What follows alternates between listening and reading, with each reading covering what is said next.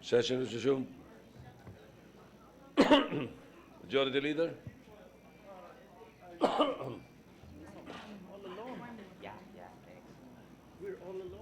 Thank you, Mr. President. Mr. President, I move that we resume consideration of House Bill number 4228 under Committee Report number 18, or the Act appropriating funds and the operations of government of the Republic of the Philippines. Mr. President, I so move. Any objection? Hearing none. The consideration of the measure is in order again.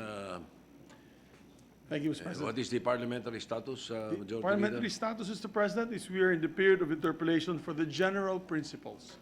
With that, may we recognize the sponsor of the Committee on Finance, the distinguished Senator from Aurora, Senator Sonny Angara. Senator Sonny Angara, Chairman of the Committee on Finance. What is your duty in the South?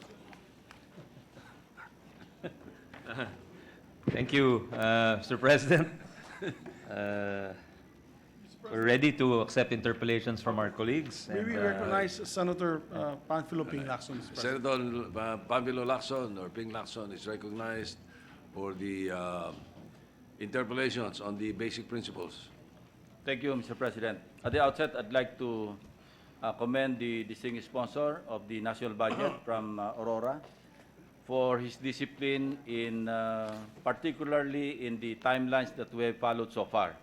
And I just hope that we won't have any more reenacted budget, as we all know by now that it is the economy that is suffering. Having said that, Mr. President, I have some issues and concerns that need to be clarified.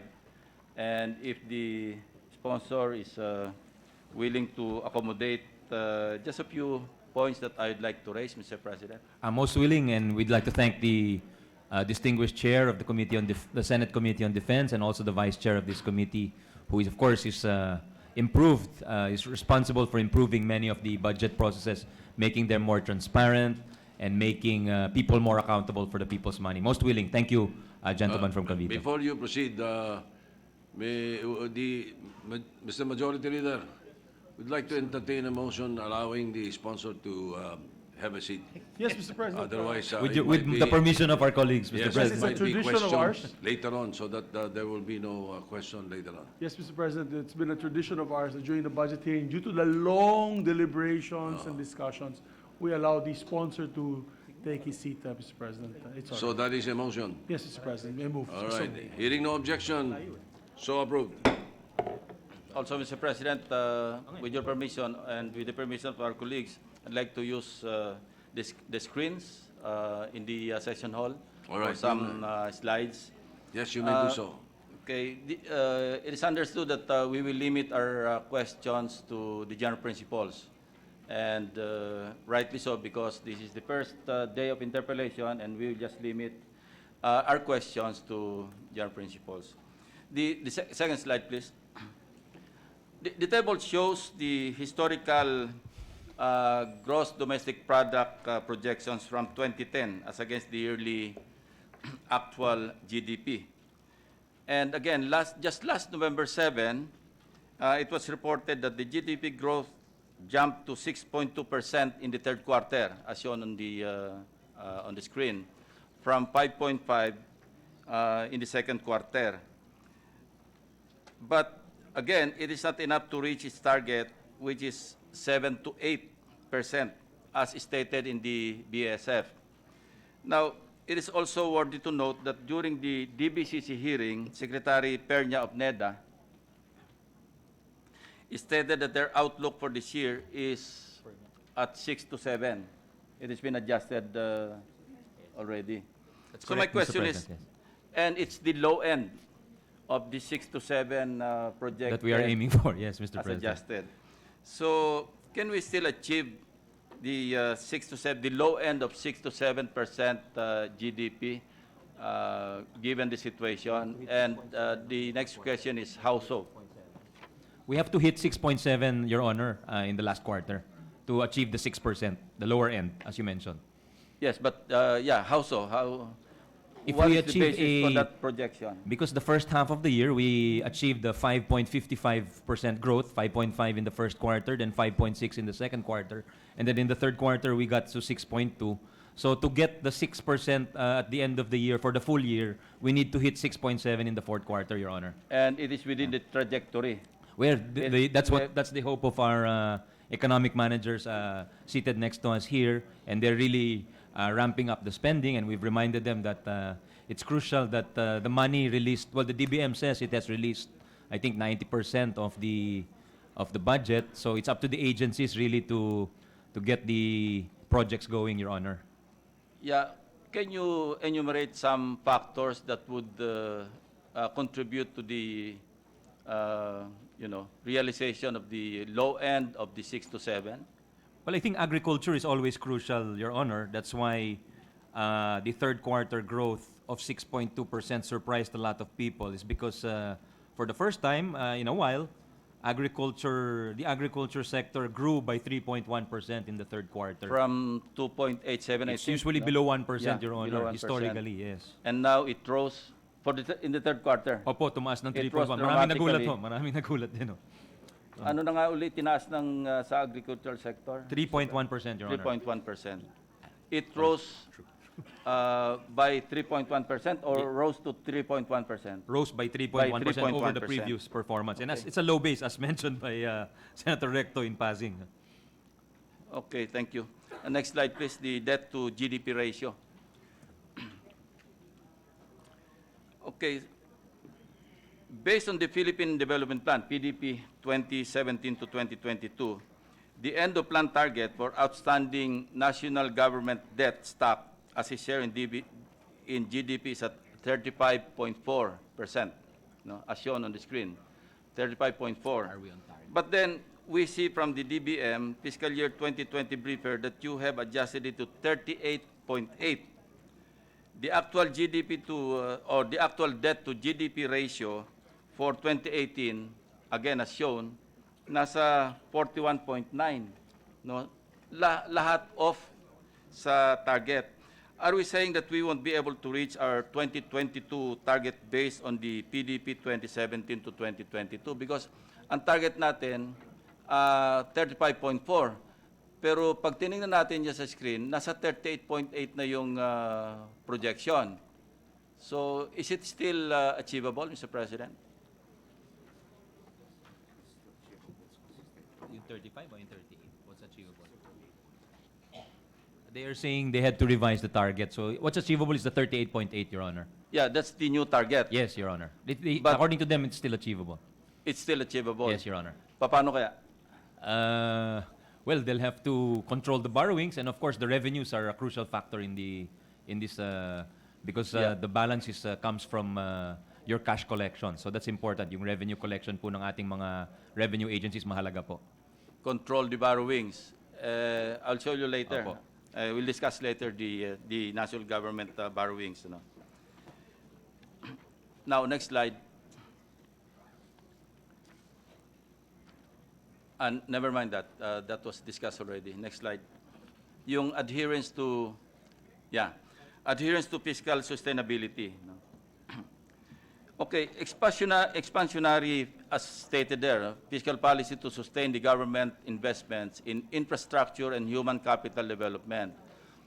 Ito, yung gap between the revenue effort, which is at 17.2%, and the disbursements to GDP at 20.4%.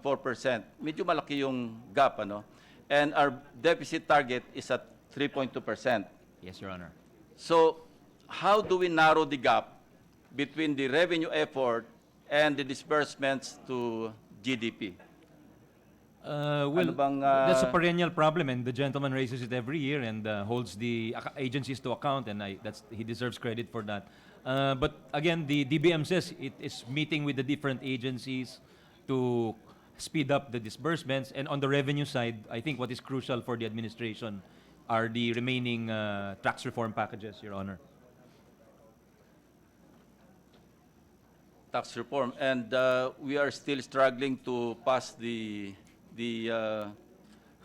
pending legislation, di ba? There's a Alcohol and pending. tobacco. The House has passed the excise tax on the sin products Yeah. and the additional cigarettes, and it has also passed the CITIRA, which is the rationalization of fiscal incentives and lowering of corporate income tax, as well as the taxes on passive income, Your Honor.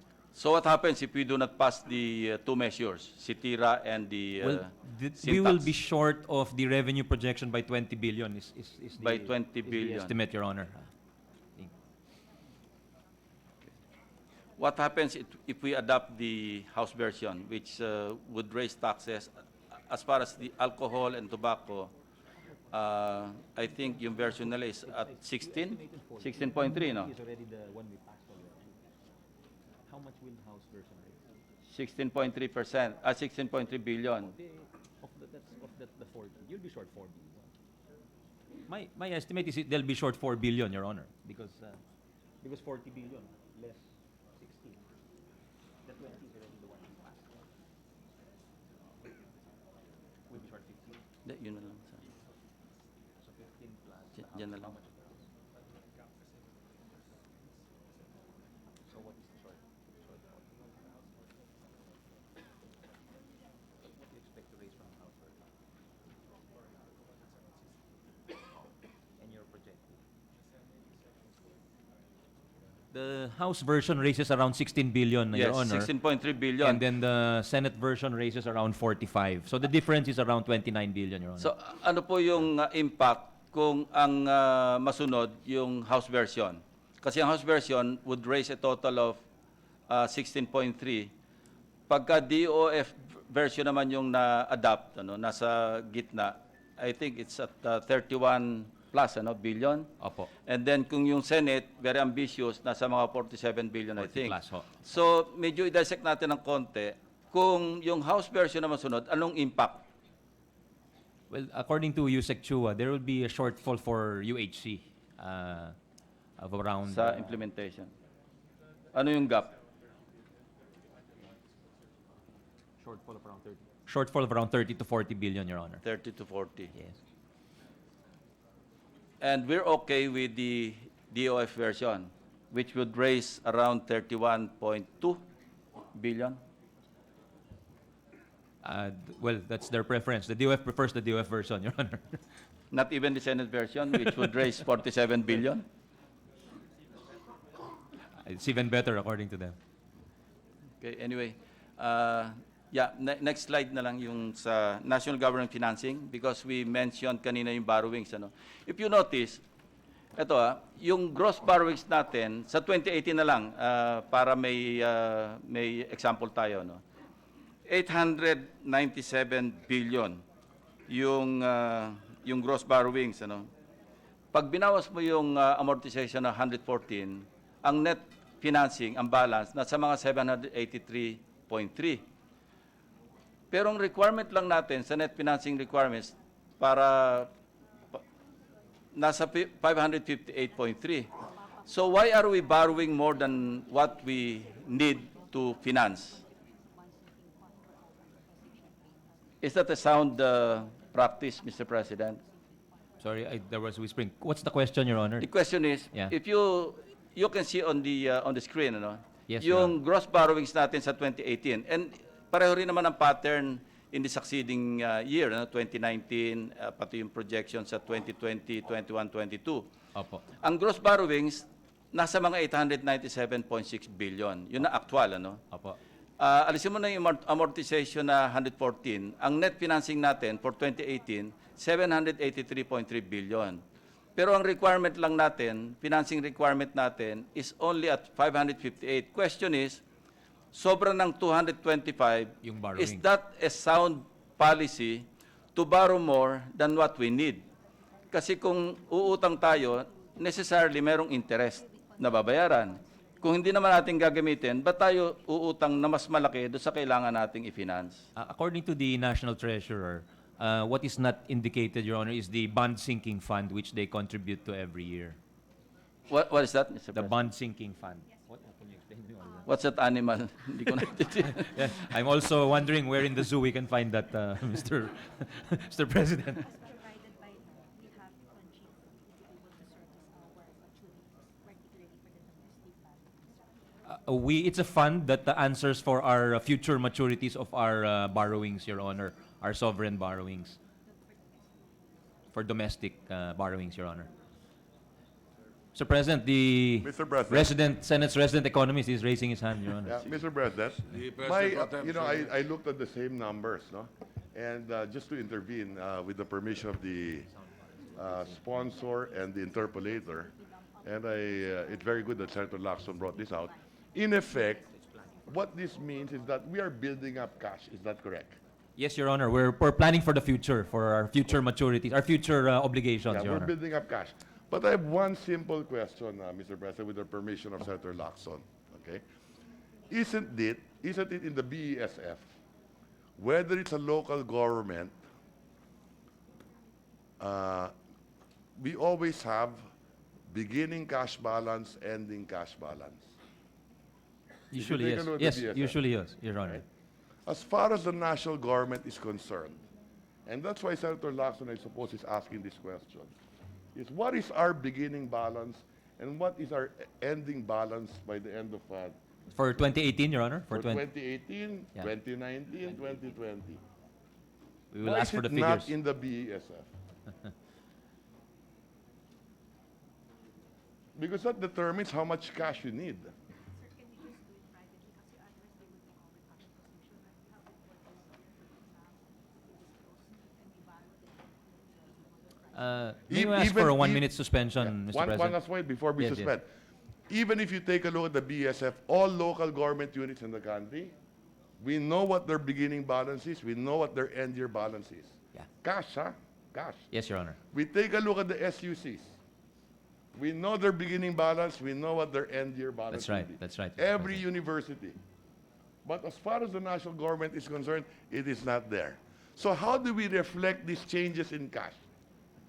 What do we compare it with? Dapat yan yung end year balance, beginning year balance. So on and so Mr. President, forth may and we so ask for a on. 1 minute suspension Yes, with thank the you. indulgence of the gentleman on the floor? Session suspended.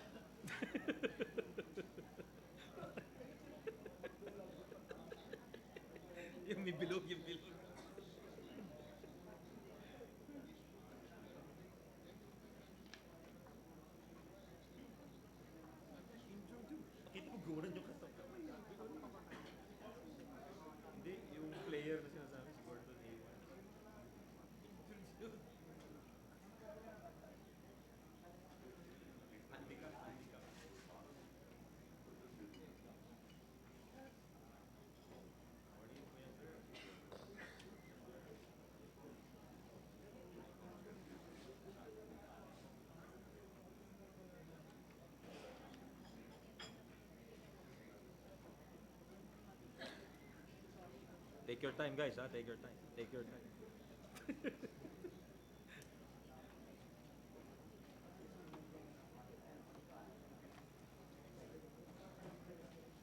Hindi. 3 to 6 weeks lang.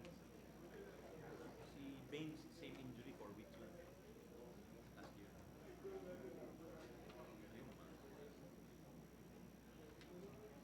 Broken talaga yung fracture. About basketball. Si Gordon Hayward.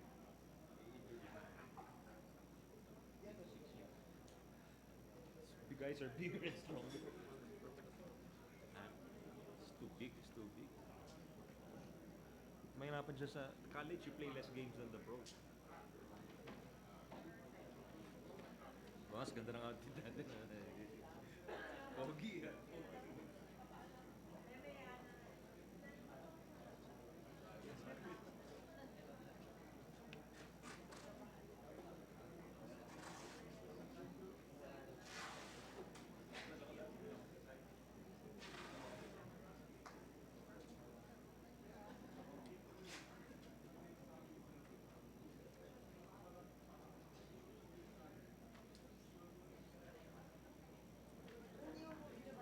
Pwede na. Mr. President, ready to resume? Session resumed. Thank you, Mr. President. Mr. President, Tatang mic ah. I think there was a question on the borrowing and the cash position of the government, and I think Senator Recto is satisfied. Well, Mr. President, I was informed, in effect, that there are confidential matters with But it regard. would affect the position of the government vis-a-vis some of the lenders, and that they would rather not discuss it out in the open, Your Honor. Publicly, yes. But you know, my personal thinking on the matter is that if we did have a very good cash position, and that should be communicated to the public.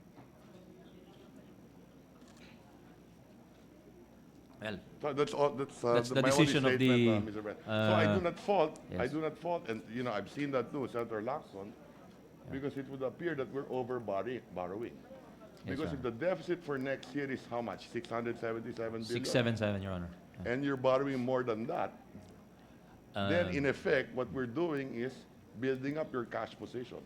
The gentleman answered his own. He Correct. said because they're taking advantage of low interest rates. Correct. And But the point is, Yeah. we've been doing that for the last 3 years. And that's why Senator Lacson compared it to the original plan that the debt to GDP should be lower by now. Yeah. That was the Correct. point of Senator Yes. Lacson. Thank you very much. He's Mr. correct, President. Your Honor. He's correct. Yeah. Can we laymanize the... Kasi alam nyo, kami dalawa ni Senator Bato, Economics 101 lang. Inabot namin, Economics 411 lang nung first class cadets kami. So, if I were a businessman wanting to invest, say, 100 million pesos, capital outlay, tapos pang additional operational expenses, why would I borrow 150 million or 200 million? Yun lang ang gusto ko maintindihan Opo. without discussing yung sinabi niyo mga confidential matters Honor. that need not be discussed here. But ganun lang kasimple yung takbo ng utak, kaya hindi ko rin maintindihan bakit we are borrowing more than what we are supposed to be financing.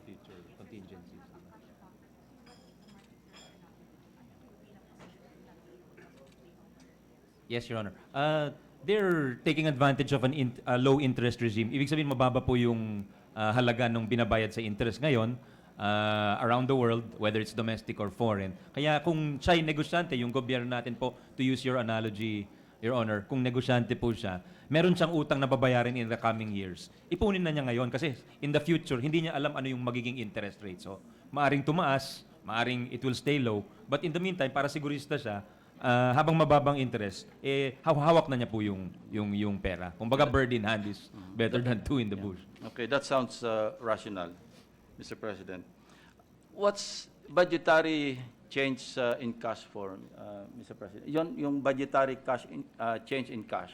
That's invested according to them in government securities, Your Honor. So it is the... So you're borrowing and you're investing. They're reinvesting. So kumikita rin sila, Your Honor. Hindi nila hawak lang yung pera, hindi lang nakatenga sa bangko yun. And secure naman yung investment. Government securities. Yeah, okay. Government securities. Opo. So that's the... Sige. Again, Mr. President, with the permission. Ang pagkaintindi ko dyan, Mr. President, correct me if I'm wrong, yung 225 billion is, the deficit is 558 in 2018. They borrowed 225 billion more than the deficit. Okay? The deficit in 2019 is 620. They plan to borrow more by 426.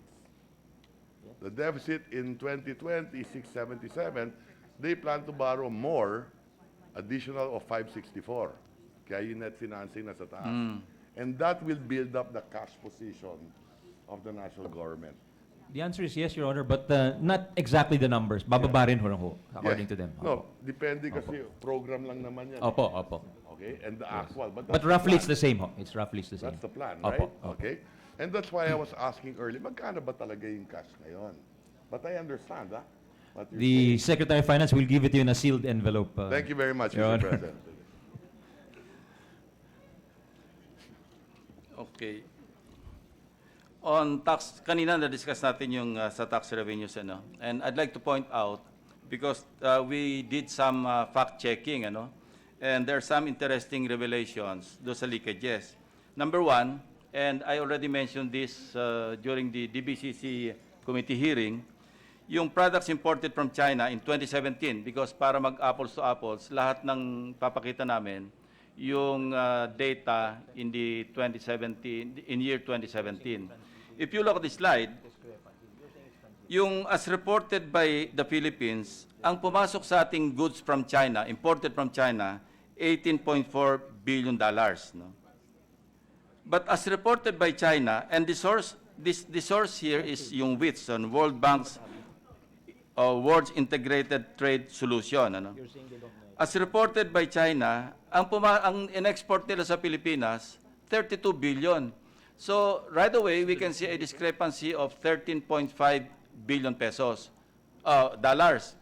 And ang rate noong 2017 is 50.4 pesos to a dollar. So immediately, pag kinumpute natin yung VAT na lang of the 684.8 billion pesos times 12% VAT, nawala na tayo agad ng, o may leakage tayo ng 82.1 billion. That's not all, ano? Because we also got the records from Korea, yung importation from Korea. As reported by the Philippines, $8.8 billion yung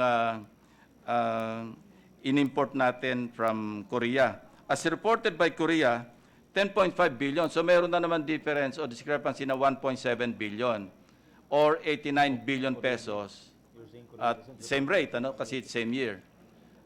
Times 12% VAT, nawala na naman tayo ng 10.7 billion. Another one, products imported from Hong Kong, the same thing. Ano? Nawala na naman tayo, revenue loss of 4.757 billion. Again, products imported from the US in 2017, nawala na naman tayo ng 853 million pesos. No? So, and then, kung narinig natin yung, yan, mukhang bata pa si Jose Carl dyan, pero kakakausap sa mga congressman, senador. Anyway, ito yung statement niya. I presented in the tax reform hearings in more than 500 ecozones in the Philippines. All are separate customs territories with possibly a lot of leakage. You know? Ang computation niya sa leakage in 2017 alone, 63 billion pesos. So to sum it all up, dito pa lang, hindi pa natin wala pa yung sa Middle East, wala pa yung ibang countries. Ito lang yung mga big trading partners natin. Ang revenue loss natin or leakage, and this involves tax administration, 161.5 billion pesos. Now, question, are there efforts to plug the leakages? Kasi baka hindi na natin kailangan yung additional syntaxes kung mapaplug natin itong leakages. Because right away, we can collect an additional 161.5 billion doon lang sa pinakita nating importations from a few countries, for that matter, China, US, Korea, Hong Kong. Yes, Your Honor, it's a very valid point, and according to the Secretary of Finance, they're trying their best. I think there's been some increase in administrative efficiency, but somewhat minimal. But according to the Secretary of Finance, the discrepancy between the declarations is because China declares as exports even goods for transshipment, meaning if the goods are sent to the Philippines but bound for Australia, for instance, they are still declared as an export, whereas we don't declare if it's just passing through as transshipment. It's not declared as an import on our end, Your Honor. My point is, Mr. President, distinguished sponsor, if we go back to the previous slide, the actual deficit in 2017 was recorded at 350.6 billion pesos, equivalent to the 3.2 of the GDP.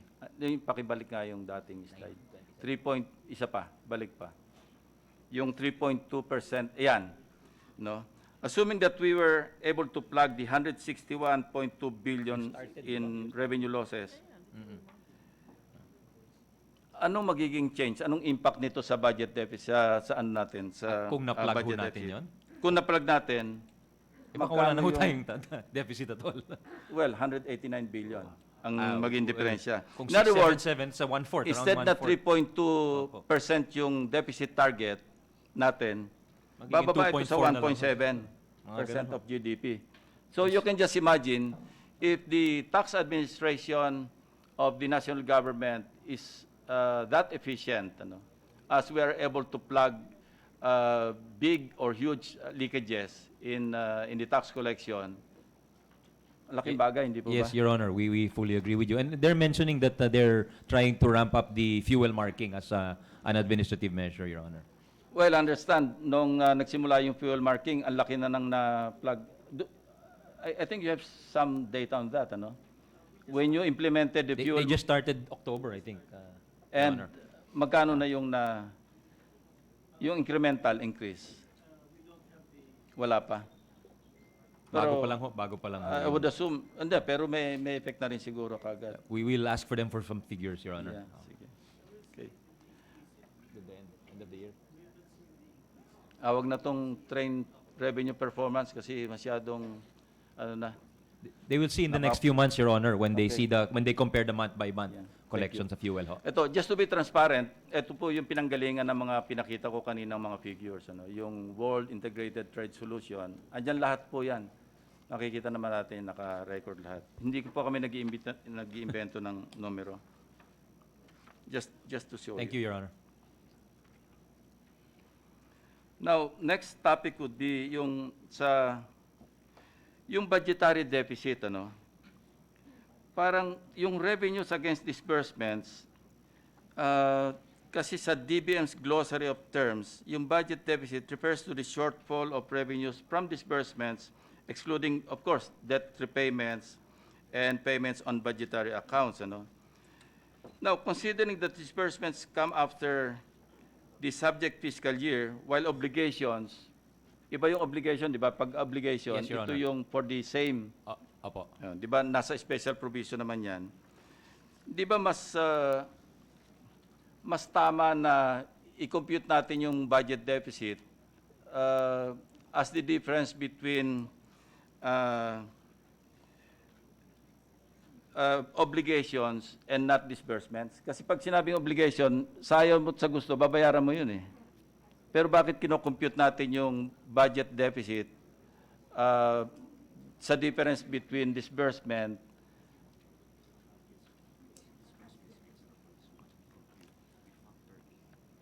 Ang question niya, why not obligation instead of disbursement?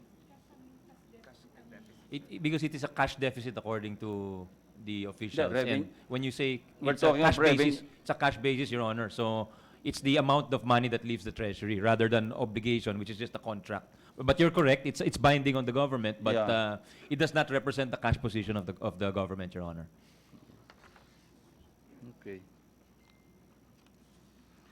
Yung tax revenue program. Okay. Year in and year out, ito yung situation natin. We never hit our tax revenue projections. Saan ba pwedeng ma-attribute ito? Aside from, of course, leakages. Ano?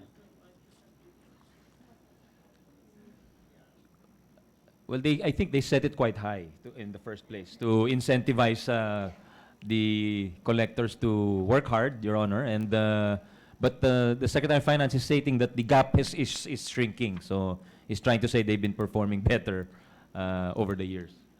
Okay, fair enough. Sige, skip na natin yung sa... Eto, let's go now to the budget, ano, yung 2020 proposed budget. Now, for the proposed 2020 budget, yung total disbursements, 4.213. No? 4.1 trillion, ito yung expenditure program. Hence, may difference tayong 113.8 billion. Pero yung gap should be funded by the unprogrammed appropriations amounting to 216. Andiyan, unprogrammed appropriations, 216 billion pesos. Now, my question is, ano yung unprogrammed appropriations that you intend to fund the 113.8 billion?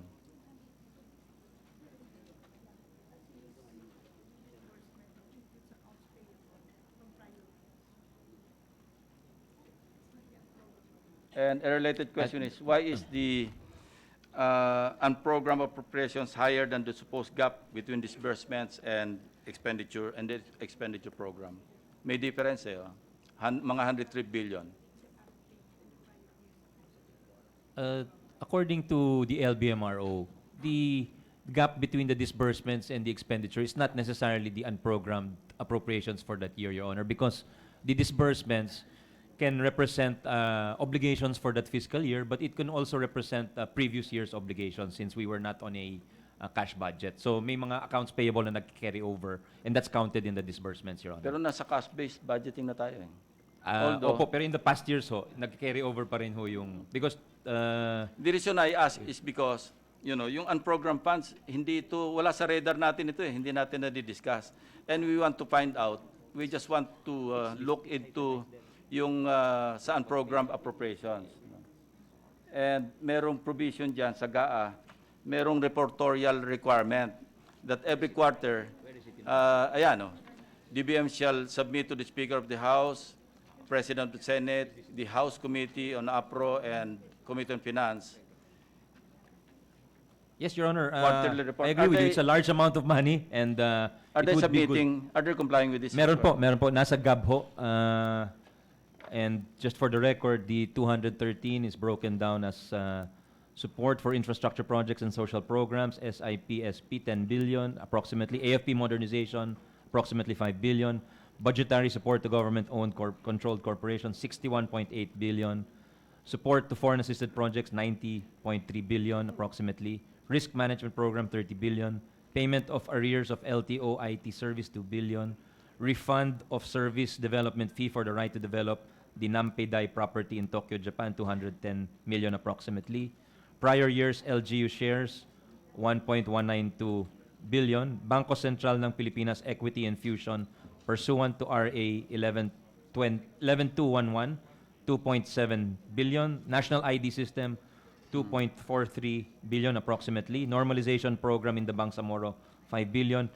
HFEP or Health Facilities Enhancement Program, 5.44 billion approximately, totaling the 200 billion or so. Mr. It's all President. right. Kaya lang, hindi natin na-discuss na yan during budget deliberations, di ba? Totoo po. Kaya lang gusto kong just to put it on record. Yes, Your Now, Honor. which brings us to the next item, yung support for infra and social program. Ano? Next slide. Ano yan? There's a budget allocation amounting to 13.6 billion. Pero yung budgetary transfers to agencies from this item, 16.6 billion. Easily, there's an excess adjustment of 3 billion plus, 3.10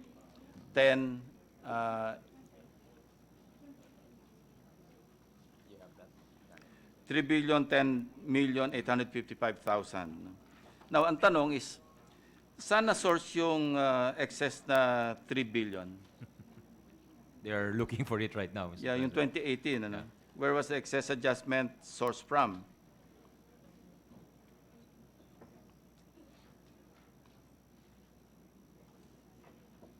Excess, yung excess. Yeah.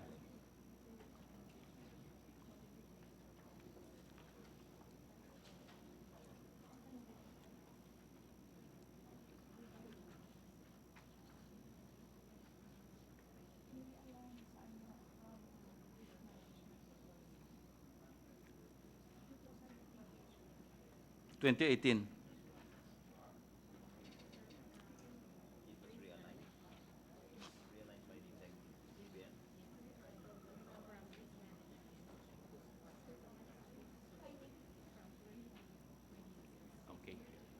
Mr. President, Your Honor, the amount referred to by Senator Lacson, the 3.01 billion approximately, was realigned from the risk management program budgeted for that year, Your Honor. Risk management program. Opo. Now, It's also under the unprogrammed appropriations. ano ba yung support for infra projects and social program? Kindly enlighten us or define what it is. Support for infra and social program.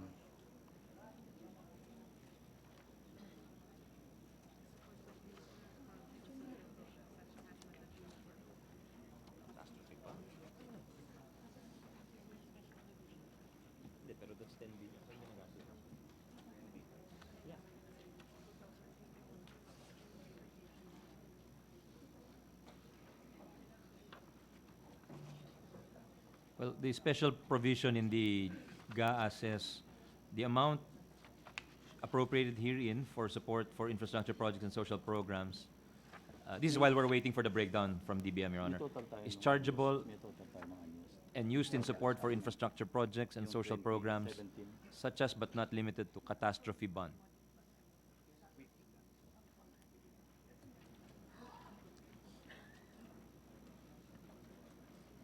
We're waiting for the breakdown from DBM, Okay. Your Honor.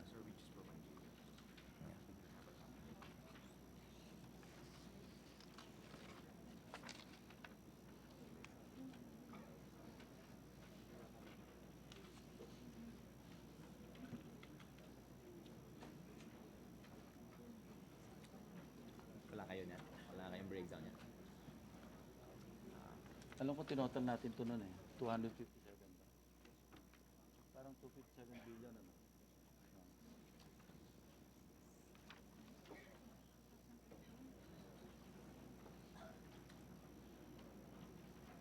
Sige, mamaya na lang, Mr. Sponsor. Thank you, Your Honor. I think they are having a problem retrieving the data, but we'll hold them to that yeah, we can move to on. submit it, Your Honor. We Kasi apologize for the that. next question is related to borrowings. Ano? Sabi nga kanina, di-discuss natin, we're borrowing more than what we have programmed to spend. Ano?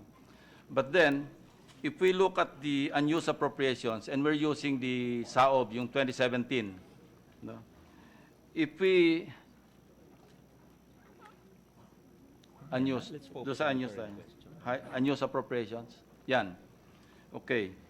Taking off from, you know, sabi ni Secretary Jokno, yung definition na underspending, di ba? Program appropriations versus actual after 3 years.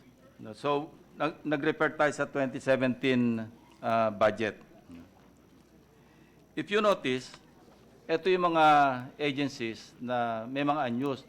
So, here we are, borrowing more than what we need kasi gusto nating mag-build up ng cash as you said. Pero taon-taon naman, ang lalaki ng hindi natin nagagamit sa budget. So it doesn't make sense because we borrow to use. or to build up the cash position. Pero hindi rin natin, pag tinotal natin ito, I think ang estimate ng namin lumalabas na sa mga 257 billion. So why are we appropriating or enacting the appropriations measure tapos hindi naman din natin nagagamit yung full potential ng budget? 257 billion is a huge amount, ano? Tama po, Mr. Bakit President. kaya malaki yung unused? It's a perennial problem yung underspending, and perhaps the appetite for spending has grown faster than the capacity to spend. That's the evidence presented by the gentleman. So kami naman ho sa komite, tinitingnan din ho namin yung mga agencies, and when we look at the needs like for free tertiary education, for PhilHealth, na andyan dyan na talaga yung pangangailangan, baka pwedeng ilipat dun sa mga ahensya na hindi talaga nagagamit based on their disbursement rate. And I think it has something to do with planning, di ba? If you plan poorly, then you will not be able to utilize the appropriations as fast as enacted. And that brings me to my favorite topic. Kaya masama yung planning because hindi alam ng agencies. And the agency heads can attest to this, that sometimes there are items in their budget or lodged in their departments na hindi nila alam kung paano i-implement. Only because these are insertions made by legislators. And they were not consulted when these items or projects or PAPs were inserted in the budget. So ang result, hindi ma-implement. Pag hindi na-implement, may unused. It's possible, Your Honor, that some of these projects included were not shovel-ready, so to speak. Yeah. Not properly vetted, not Yes. properly planned. And therefore, so how do we cure this?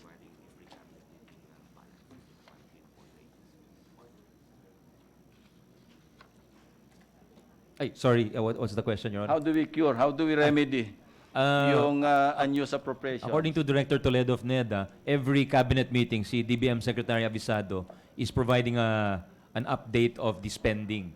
So, nalalaman ng mga colleagues sino yung mga magagaling gumastos, sinong hindi. So, hopefully they're trying to incentivize them into spending faster, Your Honor.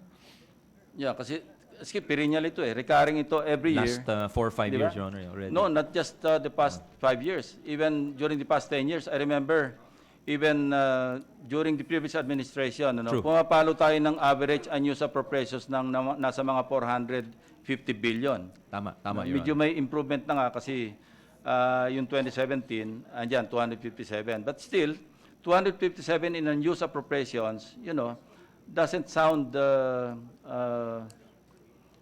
good, as far as the fiscal program or expenditure program of the government is concerned. So ang tanong nga ulit, balik tayo, how do we remedy the situation? I think it's a case-to-case basis kasi iba-iba yung rason ng mga ibang agencies, Your Honor. Like, as you mentioned, the planning is very important. Another is, I guess, really trimming the budget to the essentials, Your Honor, and not including items which are not likely to be spent or obligated or disbursed during the year. Probably it's because yung RDC submitted PAPs, yung mga projects, hindi ina-adapt ng national government because the needs and priorities should be focused on the local development plans of the different LGUs, hindi ba?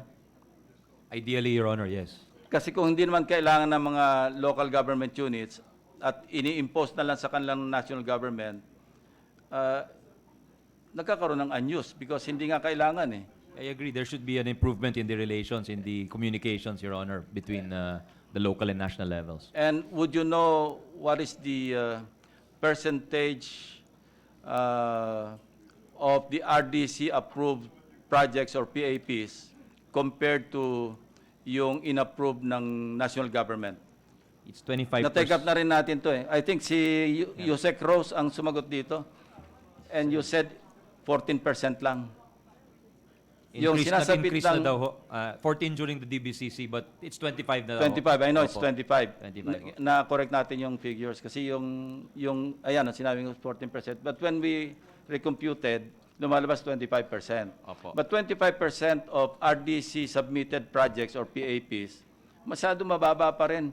So there's a disconnect between the needs and priorities of the local government units and the spending program of the national government. So again, how do we narrow the gap? Or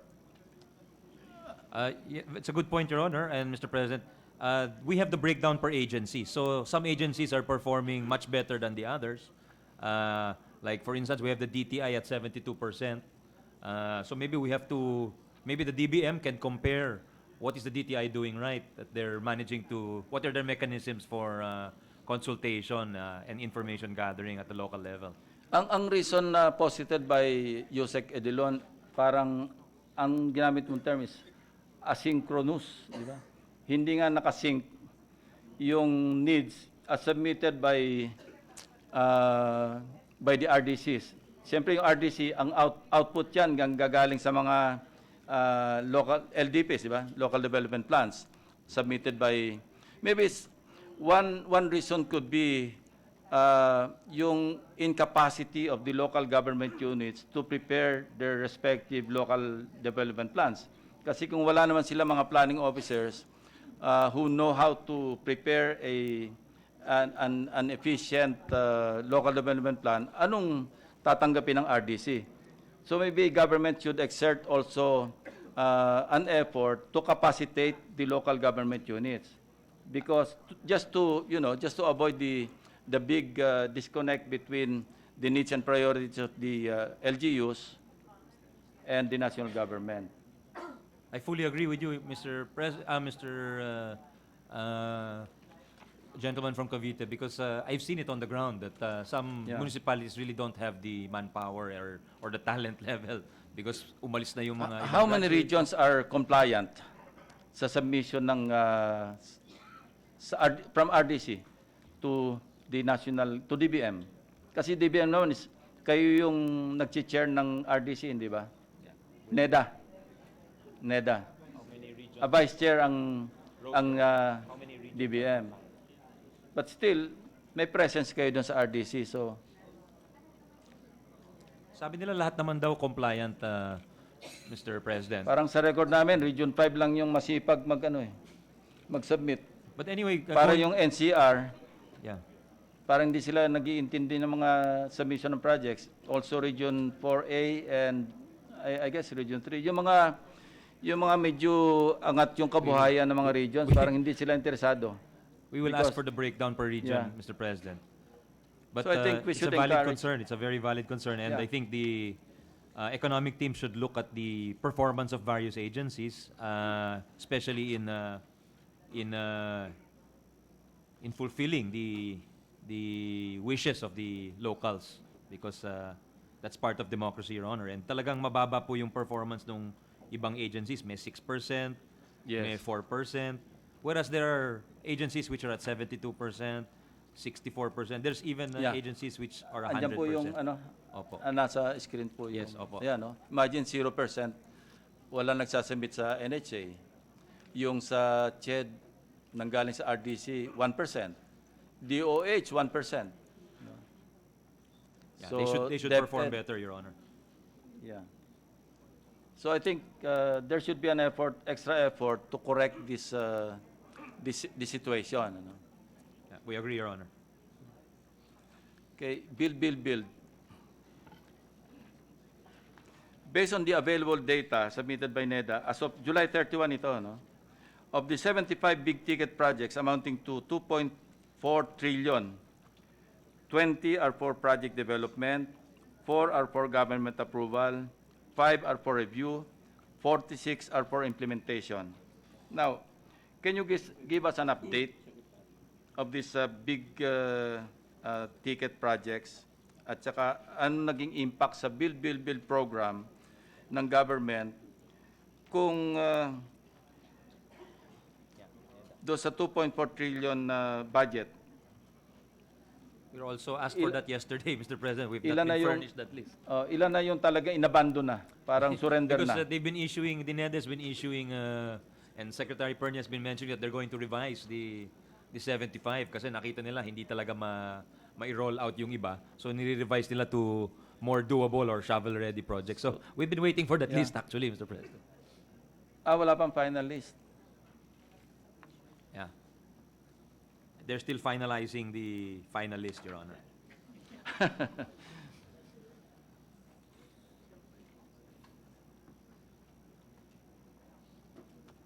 They have found that because of technical, financial, or economic non-viability, some are not implementation ready, Your Honor.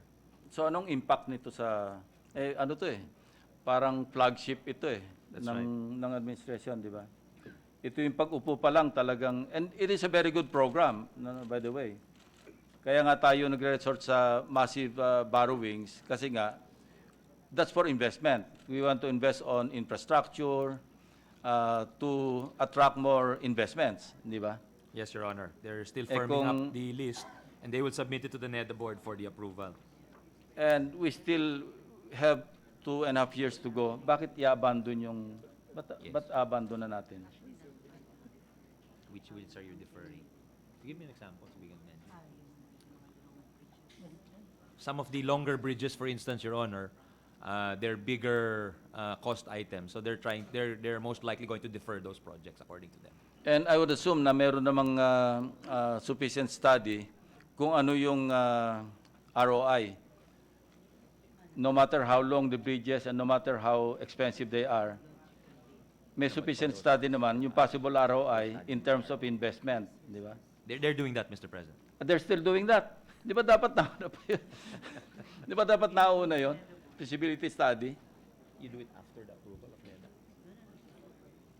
They do it before it's submitted to the NEDA board for approval, Your Honor. And wala pa yung finalist and wala pa yung reasons for abandoning some of those 75 big ticket projects. Wala pa? We also want to find out the reason or Yeah, the reasons reasons why. are usually technical, financial, economic non-viability. So some of the longer bridges, according to them, they will not push through with those, or they'll defer them for later.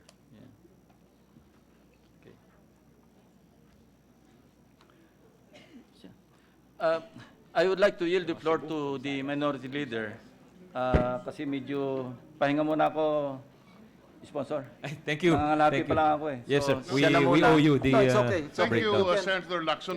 Just on the point you very much, of these, Your Honor. of these flagship projects, because that is, if I may, be allowed to intervene, just on Yes, this of course. point. No, I'm suspending my interpellation and after Okay, you, so I can... maybe I'll take it off first from these flagship projects. I have a number of questions. With the permission of Senator Lacson and if the From where to where, yes? Can you tell me? good sponsor can yield. Just can we go back? Okay, on this build on Of course, this to the distinguished minority leader. 75 flagship projects. Is it correct to say that only 9 out of the 75 flagship projects have commenced in terms of actual construction? That's correct, Mr. President. And that is, and we barely have less than 3 years to go. So, how many more are we expected to start? How many more projects would be expected to start, and when will they be finished? And, okay. He's talking about the 75. Sagot natin 100. The revised list kasi is 100. Well, the revised list will be around 100 projects, Mr. President. No, I'm just talking, we can have 1,000 projects, that's all theoretical. I am talking about how many so he's projects just sticking to have the been list of actually 75. started in terms of construction. Because we can say that the project has started in terms of feasibility study. There's nothing to that in terms of the project contributing to our GDP. Because it is actual construction, when there are actual disbursements, that would propel our economy. That's why I'm interested, because we started in 3 years ago with 75 projects under our Build, Build, Build program. After 3 years, over 3 years, only 9 have have been have We're commenced. asking for the number that can be rolled out aside from the 9 at present, Minority Leader. Sorry.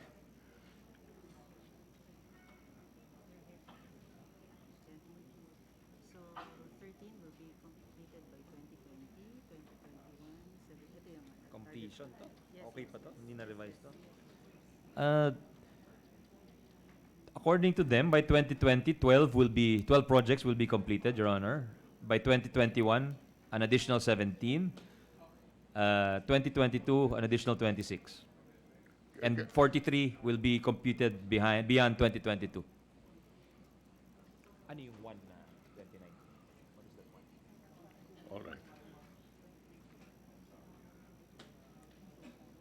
Release nyo. Ano yung 1? Ano yung 12? Release nyo. Ano masabi natin? Okay. So, other than what will be commenced next year in terms of actual construction, Which one? and in 2021? Ganon yung sagot. I'm asking for specifics, Mr. President. Sorry, They're giving- sorry. I'm asking for specifics, but they're giving me numbers. We can have a 1-minute suspension if you wish, so that you can get. Can we have a 1-minute suspension, Mr. President? Session suspended. Sec. Ano ba yan? Can we put a face to this project? Yeah, but the 9, we know what the 9 are. We have the list, but we don't know. Ang tanong ni Frank, ano pa yung madadagdagan in the next? It's all Clark.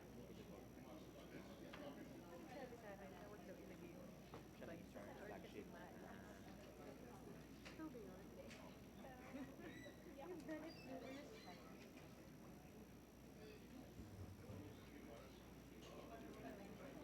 Can we know what's the? I just asking for updates. They're giving me numbers. Well, it's abstract, very abstract. I think he wants to know what's each one.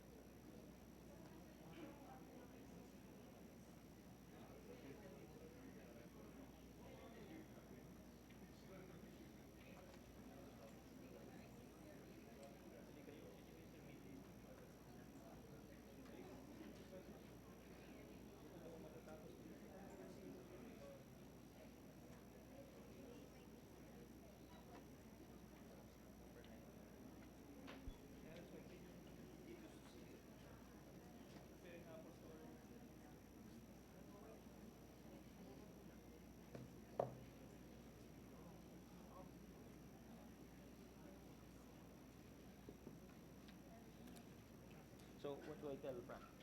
You do not have to list until tomorrow. Si Vincent may listahan.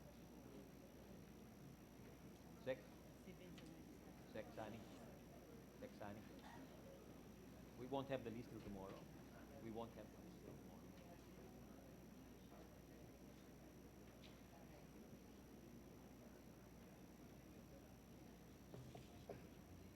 Sir, 2% lang siya nung... Yan kalagay, 2%. This is.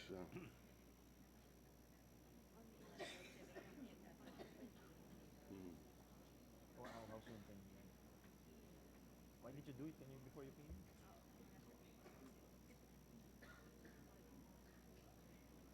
You're gonna give it tomorrow. What's the difference? Do it tomorrow. What's the difference? No, what's the difference? We're doing it now. Your body is up to it. Hindi nyo masagot yung tanong. Ah.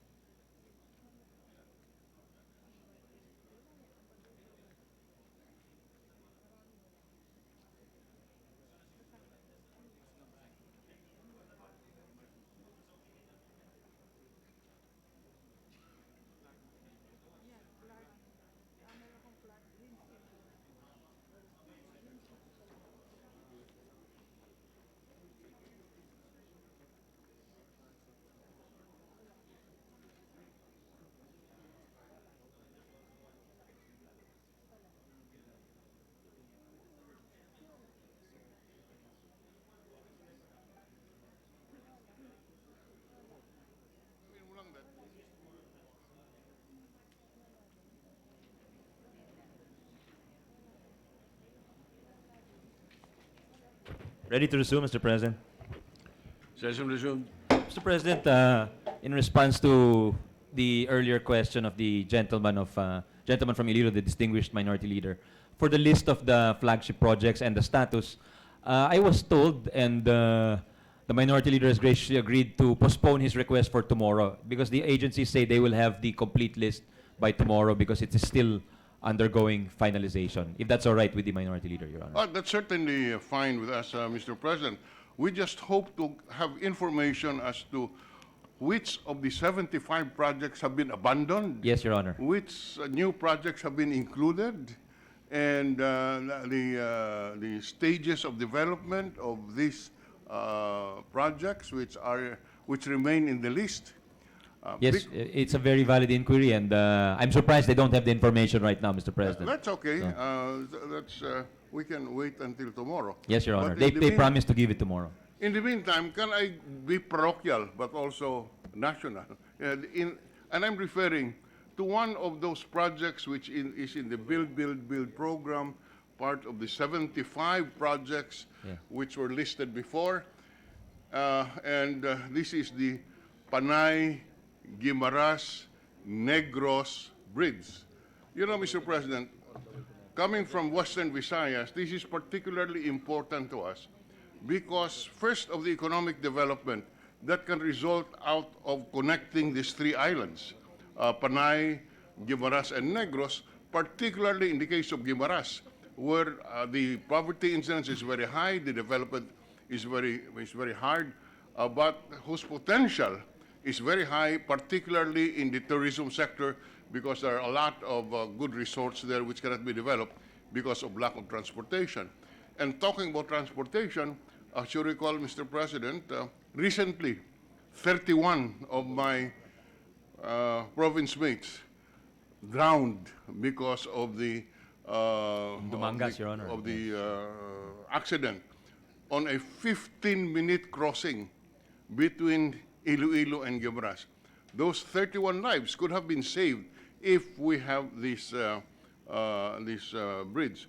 So firstly, just for the record, the Iloilo-Guimaras portion of the Panay-Guimaras-Negros Bridge, the crossing is about 2.5 kilometers, and the approaches would make a total of 4.6 kilometers as the length of the bridge.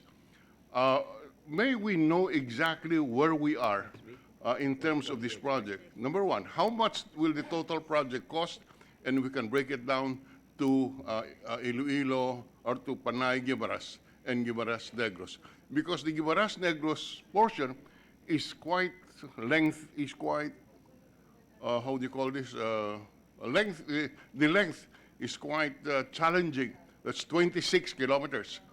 And therefore, we can understand the difficulty or the length of time that is needed before we finally decide on that. But the Iloilo-Guimaras portion is manageable. May we know if, number one, if this project is still in the list? Yes, Your Honor.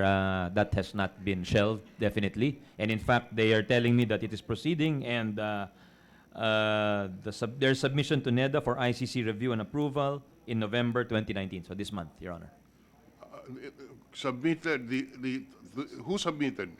The feasibility study, Your Honor. Okay. The feasibility study was done by some Chinese company? China Communications Construction Company, or CCCC Limited, All right. Your Honor. And when was the feasibility study completed? Did you say November of this year? It will already be submitted, Your Honor. It was commenced in November of last year, and what the information I've been given is that they will submit it to NEDA for ICC review and approval in November 2019. So has it been, today we're November, has it Opo. been submitted to NEDA? Because I know it takes time for the ICC to review this. Has it been completed? In effect, you are saying that the feasibility study has been completed? It's been completed, Your Honor. Yes. And submitted to the ICC for approval? Not yet. DPWH will submit, Your Honor. Uh, so it has not yet been. What is preventing its submission? I have it was finished in September of this year, Your Honor. Sorry? The FS was finished in September of this year.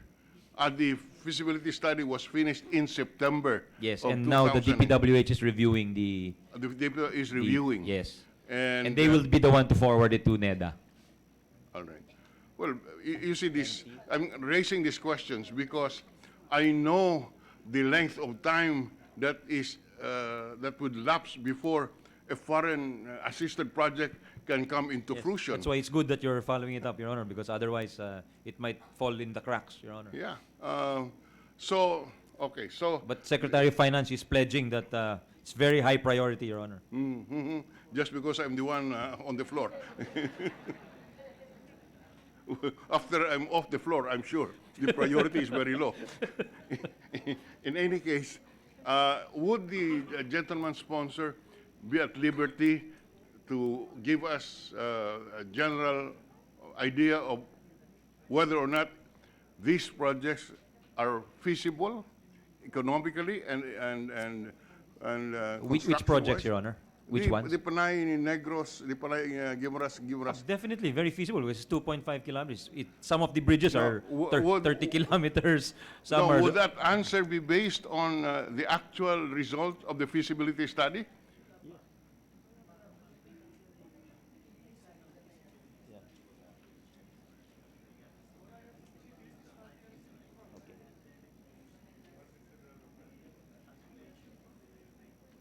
Okay.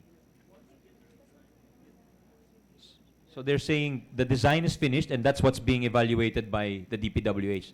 The design, the physical design, and then they will, that's when they evaluate the cost, Your Honor, the agency. So there's nothing certain yet at this point. Not 100%, but very good chance according to the Secretary. Please, please. Mr. President, may, if I permission of Senator Dillon, interject. That it's what we call the One Visayas Bridge Program has been a dream of ours for a long, long time. As a matter of fact, in 2007, it's called the One Visayas Bridge Program, which connects basically Cebu to Negros Island to Guimaras, Guimaras to... There will never be one visa because Iloilo, they cannot agree amongst themselves already. Well, theoretically, that is what we want to happen. And we support that bridge crossing Iloilo to Guimaras. Remember the recent mishap wherein about 25 or 31 people had died I remember, crossing with a they were trying to land in the Tumangas port. yeah, yes. large bangka trying to cross from Guimaras. But it would be feasible, may I suggest, Mr. Secretary, it would be more feasible if you connect it to Negros Island. Yes. Because then, with all due respect to Guimaras, no? It's a small island community, but it would be more feasible that it's Iloilo, Guimaras to Negros, because then goods and tourism to and fro the island will make it very prosperous, these two areas.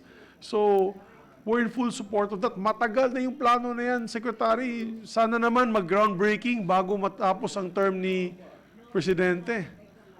That's the goal. Because at least if you build a portion of it, we're hoping that the next administration, whoever it may be, will continue the program. Mr. Secretary, Yes. Mr. President. Yes, just to supplement that. In fact, the project is Panay Guimaras, Guimaras Negros. Negros, that's That correct. is PGN of Bridge Network. Yes. And I am not even, how much would the whole Yes. bridge If I may, project- Mr. President, with the permission of Senator Yes. Dillon, the idea was Bohol connecting Olango Island to Cebu, Mactan, Yes.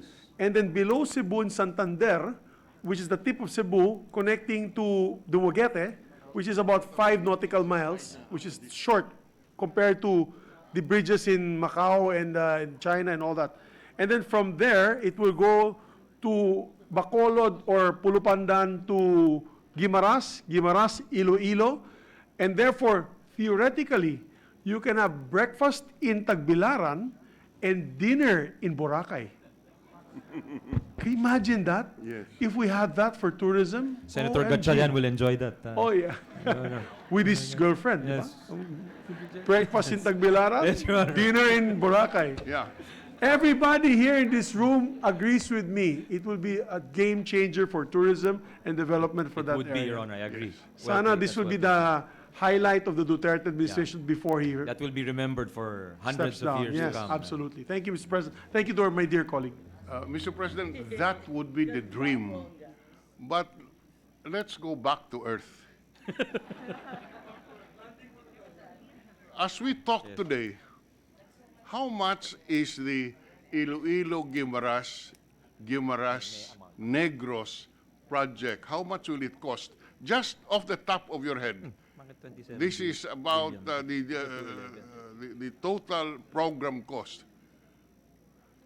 The DPW is saying it's 211 billion.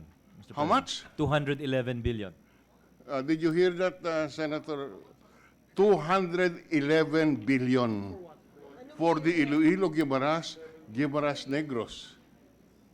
So you're still dreaming, huh? That's why we want to go back to earth. How 200, are we certain about that figure, sir?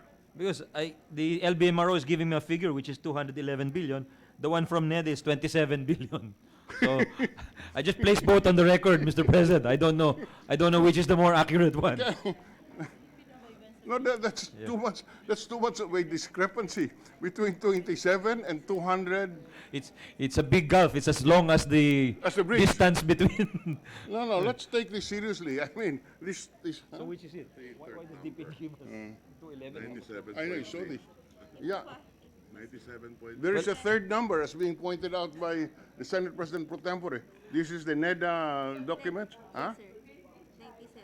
The cost is 97 billion. I think that was the initial submission of DPWH, Your Honor.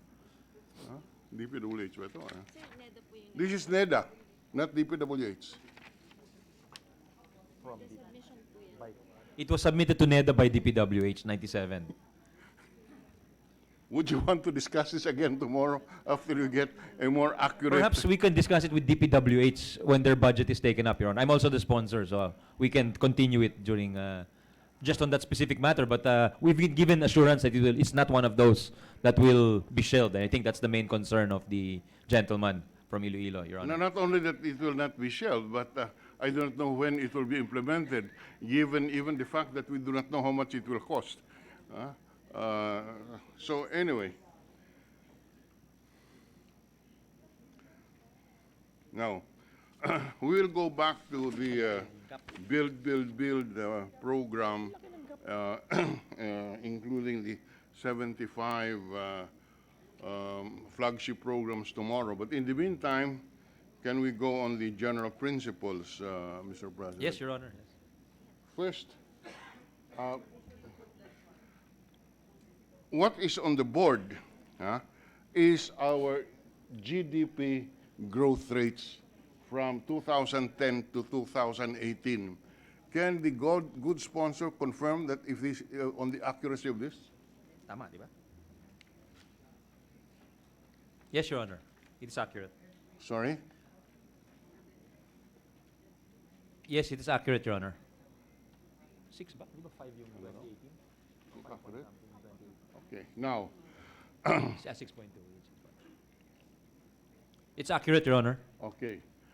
The next slide on, now this is the data on year-on-year direct investments, showing again a decline. Would again the gentleman confirm this? Tama ba? The quarter 2 correct? We're verifying, Your Honor. Sorry? We're verifying if the number. Okay.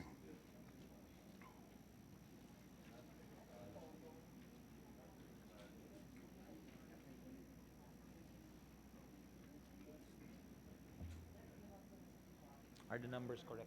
Are the numbers correct? No, there's no 17. It's only 18 and 19. Okay. Okay.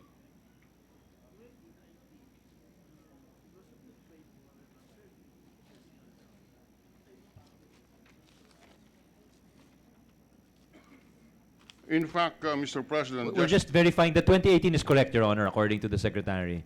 Well- Because you add the two figures, it's a roughly almost 10 billion. $10 billion. We're just verifying the 2019 figure.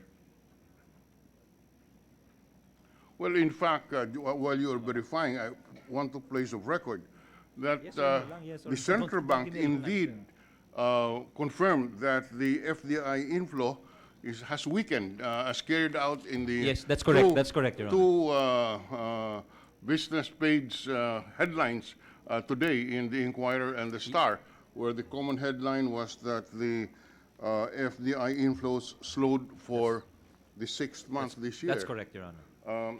So we would like to confirm from the good sponsor if, in fact, this chart would really be accurate in terms of the decline in FDIs. Again, we're waiting for the retrieval of this data, which is we consider very basic and fundamental Yes, data. So we're yes. surprised that it's quite slow in the retrieval. But definitely, you're correct that it has declined, Your Honor, No. as a result primarily of the trade war, Your Honor. So the if we agree, if we are in agreement that there is a decline in the economic growth, could we place of record in the view of the good sponsor why there is this decline, both in terms of growth and in first in terms of our GDP growth? Well, I think we had to cut back our. They had to renew their or revise their forecasts, especially for exports, Your Honor. I think from 57 it became 51 billion. No, among but others, if you go back to the earlier slide, the forecasting is already 2000, starting from 2016, it keeps on going down, and therefore it's no longer a question of forecasting, but actual fact. Why is this going down? This is not forecasting anymore. This is actual. And in fact, the only one that is that may involve forecasting is 2019, because we're talking about the whole year here. But for 2019, the first 3 quarters would also indicate a decline in our GDP growth, so that Yes. The gentleman is correct, Your Honor, Mr. President.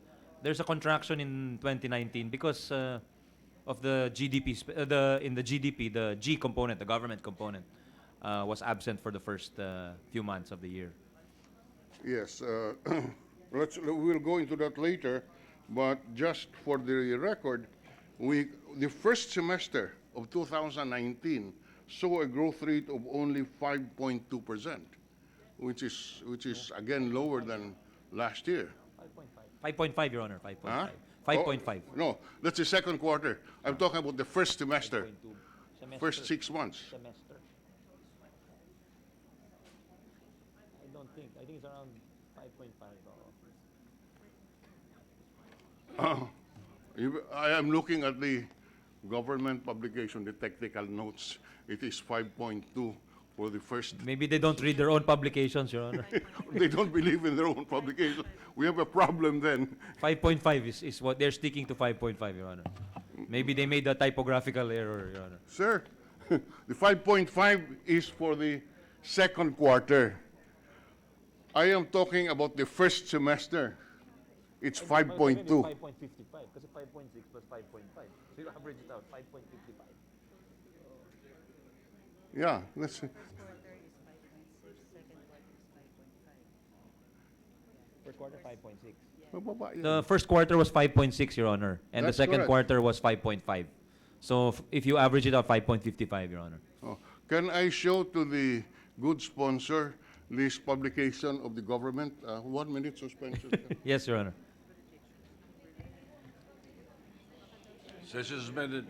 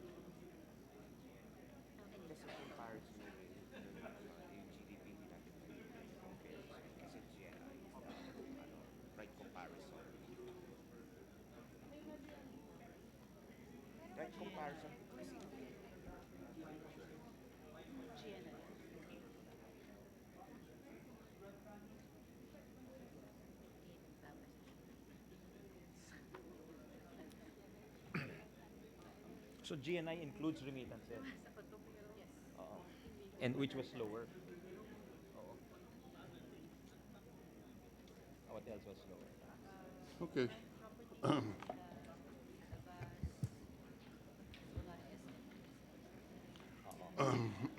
They bought less property abroad. The item they remitted to the Philippines. Okay. So GDP does not include income from abroad. Okay. Ready to resume, Mr. President. Session resumed.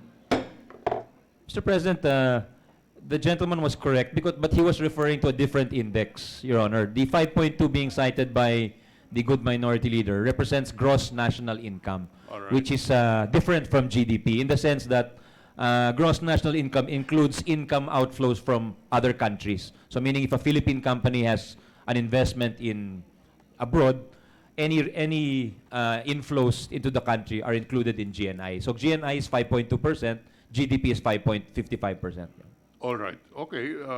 Now, having said that, what is now the GDP growth up to the first semester would be 5 point, how much? 5.5, Your Honor. 5.5. And for the third quarter, 6.2, Your Honor. 6.2. Yes. What is the targeted growth? But GDP the growth? target is 6 to 7, Your Honor. 6 to 7%. Yes, Your Honor. So what are the chances of our achieving this targeted growth rate? How much do we have to grow? As mentioned earlier during No, Senator how Lacson, much do we have to grow in the fourth quarter? 6.7, Your Honor. How much? 6.7. Six. The economy has to grow 6.7 to reach the lower end. 6.7 to reach the lower end. Yes. That's quite a challenge, 6.7% growth. Yes, Your Honor. When was the last time we achieved the 6.7? 2017, Your Honor. 2017. One quarter. Anyway, so, The whole year. and so realistically, what is the expected growth rate, about the lower end of the 6 to 7%? It's a fair chance we'll reach it, Your Honor. Sorry? There's a chance we'll reach it, but it will be difficult, as you mentioned. Okay, now, 5.8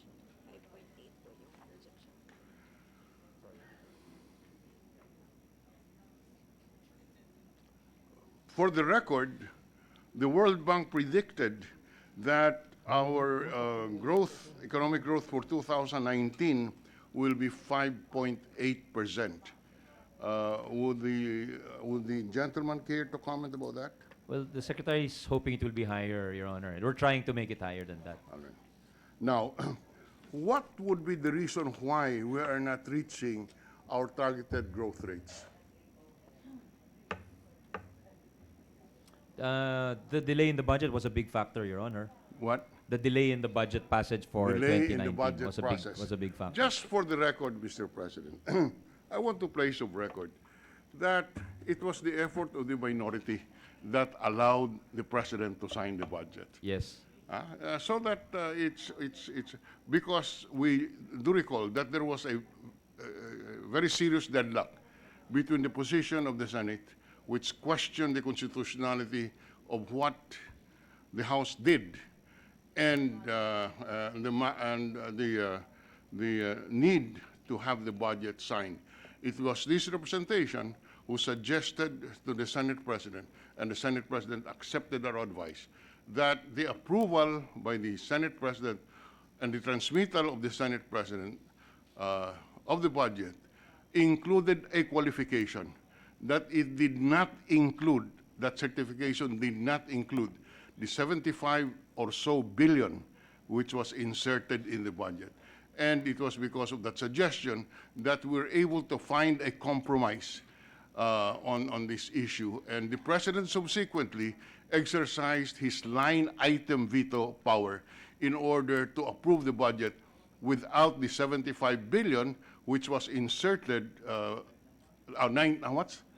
95 billion, which was inserted in the budget without even the knowledge of the line agencies. It was because of that system that we were able to sign it even at a late stage of mid-April of this year. Otherwise, we would have stood on our position of the Senate that indeed the budget the General Appropriations Bill did not meet the constitutional requirements. But having said that, apart from the delay in the execution of the budget,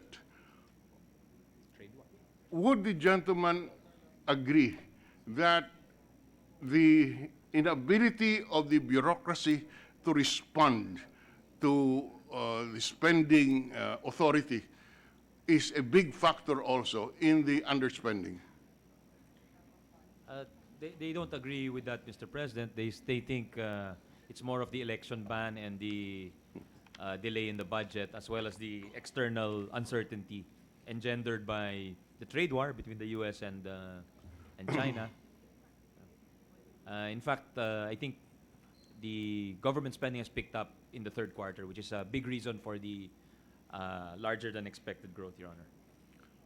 Let me quote for the record the view of a respected economist, the former NEDA Director General during the time of President Ramos. Is that, that's not a gentleman here. It's not one of our colleagues, no. Actually, he's Professor and former Secretary of the NEDA, Silito Habito. In his column, I think this is today, let me quote it for the record.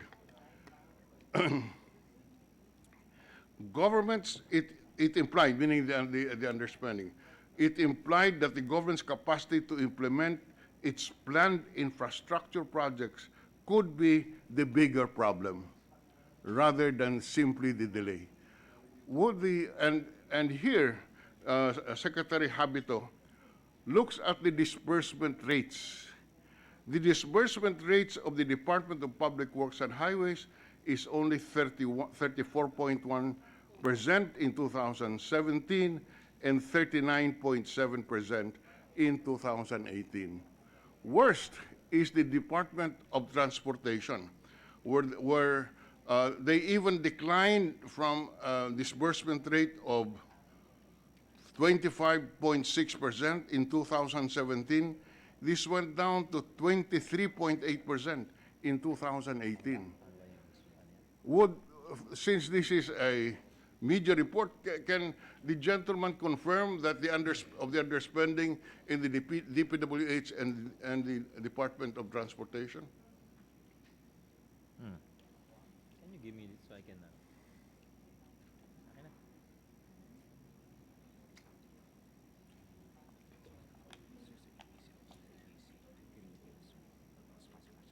What's EDC?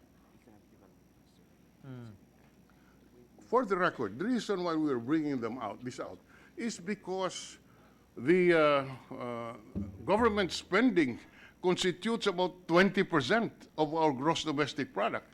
That's correct, If Mr. President. government spending is not meeting targets, our GDP growth would be adversely affected. That is why it is very important that we put fire on the belly of our bureaucrats in order to execute the projects for which money is available, money is authorized to be spent, but is not being spent. DPWH, the disbursement rate for 2017, Mr. President, was 36.3%. For DOTR, it was 39.2%. Mr. President, these are the figures we cited are COA figures, Commission on Audit figures. Huh? Figure from DBM. Sorry? So we have figures from DBM. And okay, these are figures from the Department of Budget and Management on the underspending of DPWH and DOTR. It shows a deteriorating situation, ability to spend on the part of the bureaucracy. Since 2017, the disbursement rates of DPWH and DOTR in charge of the Build program have consistently been below 45% of their budgets. And on the other hand, the Commission on Audit said that the disbursement rates of these two agencies are even worse. Because if we do not accept that these are valid data, we can never solve the problem. Your Honor, that's, again, 2019 is a bit of an outlier because of the delayed budget. That's why you will really expect a very low disbursement rate. But having said that, there is a catch-up plan in place, and part of that catch-up plan is the bill or resolution that we have filed to extend the validity of the 2019 budget, Your Honor. No, sir. The extension of the validity of the 2019 budget will not solve the problem. It will only postpone the problem because you still have the same bureaucracy which cannot respond to the spending authority. There's some so, truth to- yes, you Your know, Honor. Yes, I see your point, Your Honor. Extending the budget will only make the problem worse because then that will create an attitude on the part of the bureaucracy that even if they do not disburse on time, experience will dictate that we will extend the budget anyway, the effectivity of the budget anyway. So it doesn't help anyone. I'm sorry to disagree with the good sponsor, but I think it's the extension of the effectivity of the budget will not help insofar as improving the disbursement rates of these two agencies. Well, I see your point. You're saying it's not a permanent solution. It's only a temporary solution. And the problem will subsist because it's the same bureaucracy and it's the same slow spending. So there really has to be some internal reform, Your Honor. And we hope the DBM, the DOF will be at the forefront of that. By the way, can the gentleman spread on the record what he understands by the disbursement rate? Disbursement rate is the... Because for purposes of our growth rate, the government's spending is It's concerned. payment over obligations, Your Honor. Payment over obligations times 100%. So, The disbursement over obligations yes. times 100%. Yes. And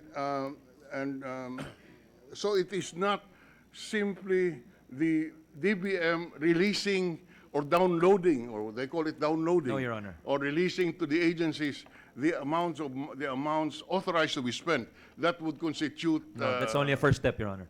disbursement. Yes, that's It not is disbursement. the actual disbursement, actual payment That's to right. the contractors, etc. That's correct, Your Honor.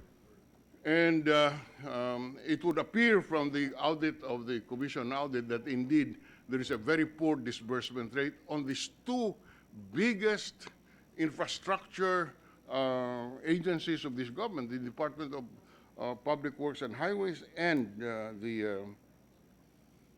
If the gentleman will allow, Yes, please. that's also one reason why we looked at the large increase in the DOTR budget. It's increased by tens of billions. And because of that poor disbursement rate, we decided to transfer some funds to the education agencies. Like DepEd got 6 billion. We transferred, I think, at least 8 billion to CHED, among other agencies, Your Honor. Yeah, I'm interested in that, Mr. President. Can we have a more definite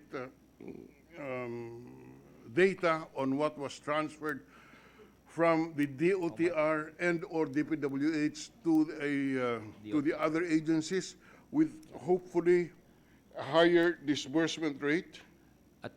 From the right-of-way program of the DOTR, we got almost 9 billion, Your Honor. Maybe we do not need the data now, but Yes. maybe, We'll furnish you, Your Honor. Can we provide that so that Yes, of course, Your in Honor. our session tomorrow we can continue to analyze that? Certainly, Your Honor. Now, President Pro Tem is recognized. Mr. President, just a clarification with the interpolator.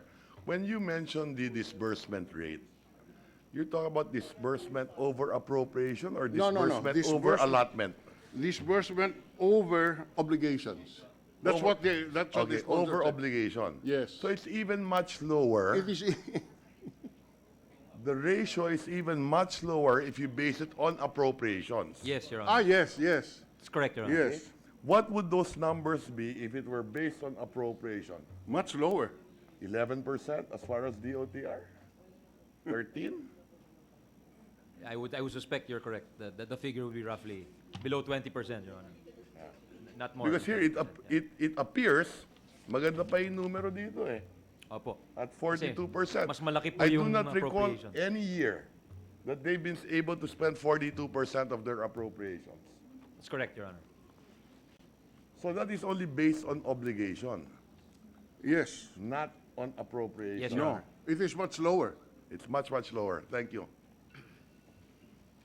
So, did we have an answer clearly? If it is over appropriation, if it is disbursement over appropriation, what would be the They're rate? computing. They're computing at present, Mr. President. Oh, sige. Well, yes. Senator Same Lacson, topic. Senator Lacson is recognized. Thank you, Mr. President. The purpose of cost-based appropriations or cost-based budgeting is to speed up spending. Yes, Your Honor. As we see it now, it has not remedied the situation, the problem, di ba?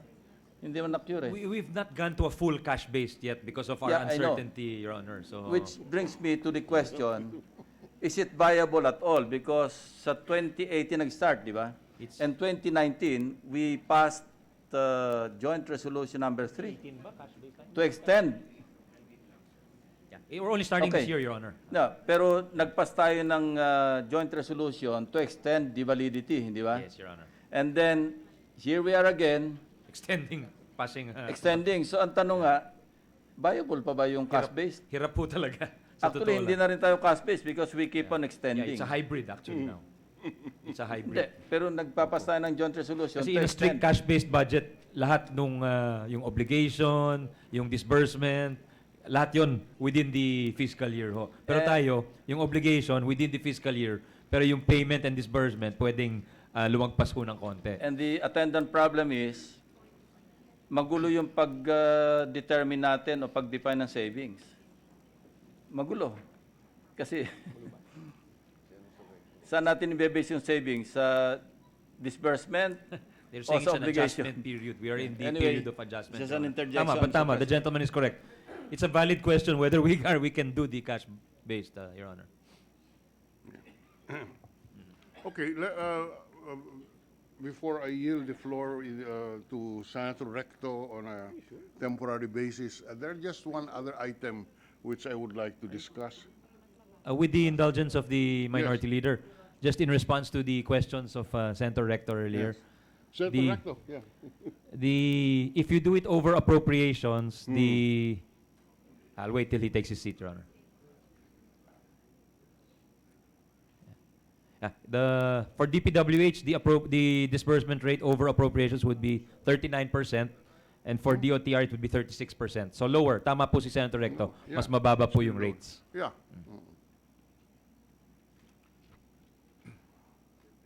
So this is a problem that we have to confront if we have to make the budget a real instrument of economic growth. Because remember, Mr. President, that the budget is only an authorization. And, but if the bureaucracy does not utilize the authority given to them by Congress, the budget can never contribute to our economic growth, or at the role of the budget as an instrument of economic growth is not achieved. That's very correct, Mr. President. And we have to be looking forward also because one option could be to download, because we're looking at the implications of the Mandanas ruling. Yes, I was going into that. Okay. It's good. Yes. Going into the Mandanas ruling, do we have a chart on that? Yeah. Because under the Mandanas ruling, the LGUs will be entitled to more, That's correct. a bigger share of the pie, That's correct. Mr. President. So one option is to download the funds that have been lodged in the national agencies, to download those like for health and among others, to the local governments already, to take it away from the budgets of the national agencies. That's one option, Your Honor. No. If you apply the Mandanas ruling, the allotment for the national government is reduced in effect. Yes. And the funds for the local government units are That's right. increased. Correct. Just to give you, we studied this, Mr. President. Okay. Without the Mandanas ruling, the 2022 era, without the Mandanas ruling, is approximately 828.6 billion without the Mandanas ruling. But with the Mandanas ruling, our studies indicate that it could go up to 1 trillion? Huh? 1,083 billion, or an increase of 254.4 billion, or a 31% increase. Since the budget is a zero-sum game, what will happen now? And how do we confront this certainty that we will be facing in 2019? Well, definitely the national government or agency budgets will be affected, and there'll have to be some reapportioning, Your Honor. So maybe, because what we're seeing now, year to year, is an increase in budgets of agencies. Almost all across the board, there's an increase. Yes. In agencies. So services, projects, programs of the national agencies will be affected. All of them, I think. All of the ones you mentioned. And isn't that a terrible, doesn't that have a terrible consequence on our governance if you reduce, for example, just to be specific, would you look at would the salaries or PS be affected? PS affected? Di siguro. PS would probably not be affected. It would be Sorry? not PS, Your Honor, not personal services. Will? That probably won't be affected, Your Honor. No, but somewhere, somehow, so what will be affected? The capital outlay? The MOE? Somehow, there must be an effect. you're not gonna fire As we people. said, the budget is a zero-sum game. You increase the ERA by 254 billion. Yeah, I know that. You have to get it You mentioned somewhere. that during the, Well, maybe let's try to give a more nuanced answer, Your Honor, Mr. President. PS won't be, I don't think it will be affected in the sense that you have to lay off people, but in the sense of increasing personnel components, perhaps we will have to put a halt on that. I don't think we'll be firing people, Mr. President. Okay, maybe not, but so still the issue is, where do we source the additional requirement under the ERA with this Mandanas decision? Well, according to the Secretary of Finance, they are looking at 3 options. Yes. I think you were there when he mentioned it in the committee, at the committee level, Mr. President. The first is that they will devolve That's some of the budget and some of the functions which have already been devolved, like health, agriculture. Yes. That's already devolved under the local government code. So those budgets will probably have to be reapportioned. So taken away from national government agencies and given to the share of the LGUs, the increased share of the LGUs under the Mandanas ruling. The second is for Congress to pass a law to amend the local government code and reduce the ERA share from 40 to 30% of national revenues. That's the second option that the DOF is looking at. And the third is to declare an unmanageable fiscal deficit. And then, what happens? I think those are and 3 then, already. And then, by force majeure, the 40% share will become 30%. Yes. If you ask me, my personal opinion, Mr. President, the first is the easiest most palatable, least controversial option, Mr. President. I agree with the good sponsor. The last two are simply, I think they're a bit with the- controversial. yes. With the permission of the two gentlemen on the floor, just for your information, I did file a bill already looking into this 254 billion by 2022. What I did in my office is to file a bill that it goes to a local bill. Hindi pwedeng gamitin sa PS, hindi pwedeng gamitin sa MOE, because essentially it will hit the capital outlay of the national government. We could be spending 250 billion more.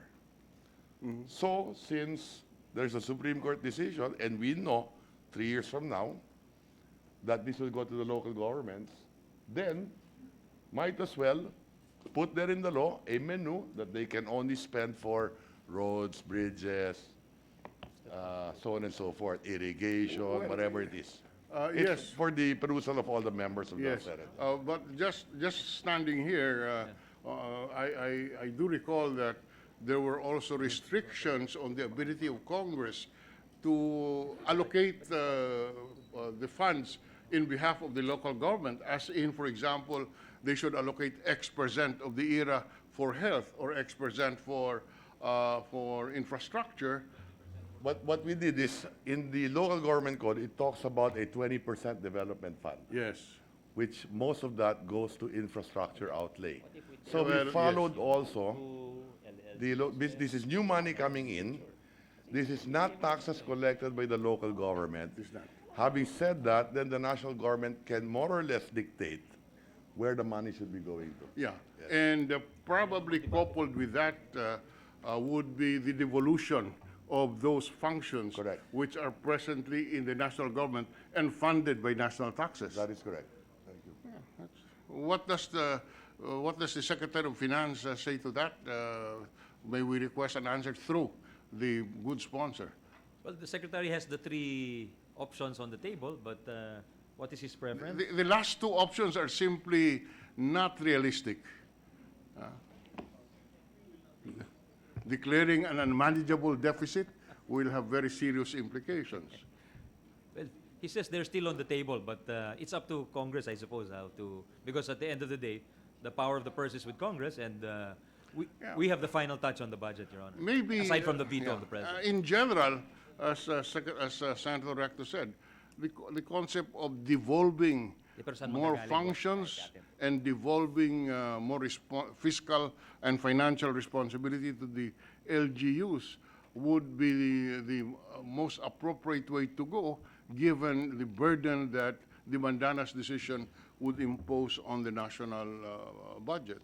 Yes, Your Honor. There will have to be some trimming of funds, Your Honor, especially some of the funds like the ALGU, the LGSF. I think in the future, ano na yon? Those will be ERA already. Just one more item before we suspend our interpellation.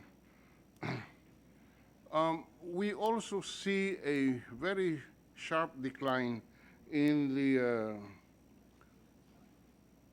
investments, FDIs. As we said, it has declined by about 8.5% in capital investment in the second quarter. Why is this so? They are pointing to the uncertainty in the macro economy, in the larger economy, because of the trade war, and also because of the policy uncertainty, because of the, I think that refers to the SITIRA, or formerly known as the SITIRA, or the Trabaho Bill. Okay. The situation, I think there are some investors who are holding back their investment decisions to see what happens, or what we come up with here in Congress, Your Honor. I yield the floor to Senator Lacson. Information, Mr. President.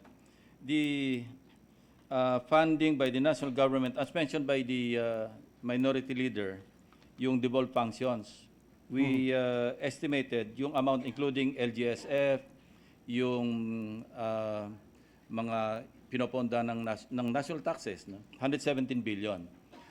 But ang problem not sa ERA, if we fully implement the Mandanas ruling, hindi rin mag-i-spur ng development because only 20% is allowed under the local government code for infrastructure. Ang lalaki dyan yung general services because naka-allocate na yan, naka-earmark. 5% would be for calamity, 10% SK, and so forth and so on. So I think there's really a need to amend the some provisions of the local government code. if we want to make use of the Mandanas ruling to spur development in the countryside. Because kung 20% lang ang pupwede sa infrastructure, That ang is, lalaki dyan, general services. that is precisely what I filed, Yes. Senator Lacson, yes. To increase the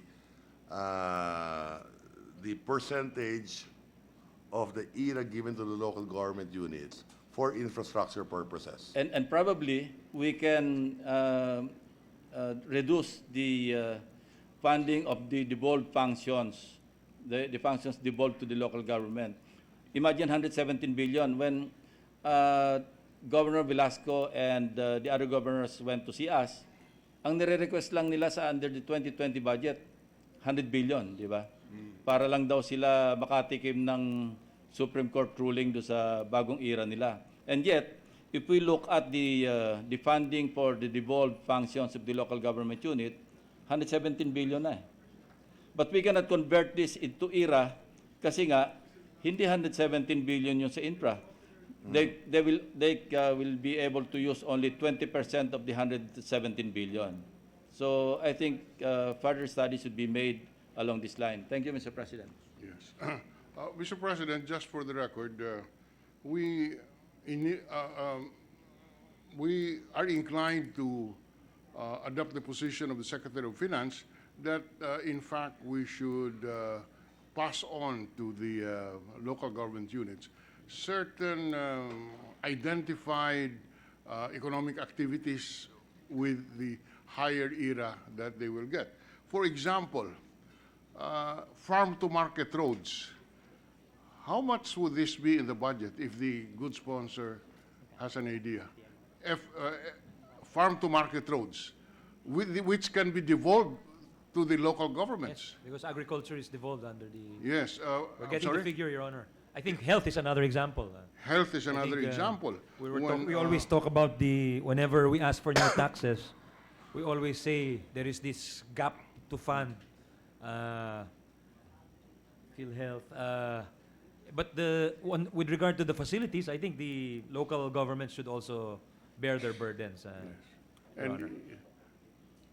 And schools, they have the special education fund. Yes, public schools, buildings. Yes, The regional hospitals with the Department of Health. that's right. In other words, the DOH hospitals. Yes. This can be devolved. Yes, so I agree with the line of thinking of the gentleman already, which I think is to devolve a lot of these funds, Your Honor. Because anyway, the funds will already be there. The concept in the devolution is that we devolve more funds and also more responsibility, because you cannot just have the funds without the responsibility. But just talking about that, just for the record, if you analyze Bakit si Senator Ping meron na? Eh, wali. let me just finish there.